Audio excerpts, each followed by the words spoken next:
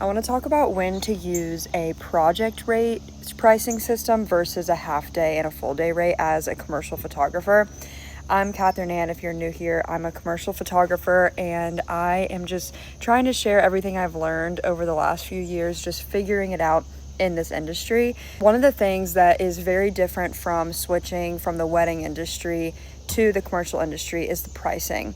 Weddings, you have, your standard like full day package. You maybe add on some of the rehearsal dinner or different add-ons, and you might have an 8-hour, 10-hour package. But in the commercial world, we have full day and half day rates, and that is like your photographer fee, and then you have licensing in addition to that. Now, as I'm getting more and more bigger jobs, I'm doing more licensing fees, but in general, a lot of my rates just include a standard like web and digital use for licensing. And then if they want to add on like a paid ads or out of home, they can add on different licensing.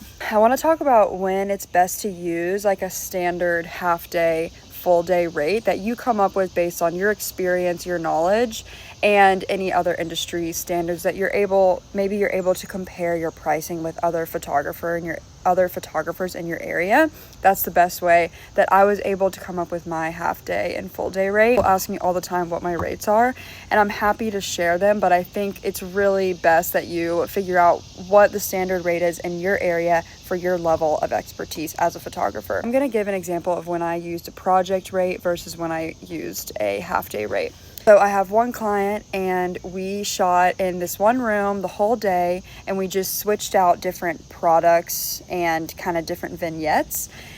That is when I would use a half day rate because I'm not having to move a bunch. I set up my lighting once or twice, maybe 3 times, but usually once or twice. And it's kind of just standard flow through the whole day. The deliverables are very clear to me, and I always lay those out ahead of time. But in general, there just wasn't a lot of moving around. For a project rate, I just quoted a client. They wanted 6 different setups in different rooms. I would have to be moving my whole setup around. There would be different deliverables, kind of different vignettes, ways of shooting in each room. And so in that case, a standard half day, even though it would only take probably 5 hours, I'm not like being fairly compensated because it is so much more work on my end, and the editing is a little bit more complicated. In general, there's just a lot more going on logistically. So you always want to factor in, you want to try to get as much information in advance and factor in how much work you're going to be doing on the back end, prepping, making sure that you're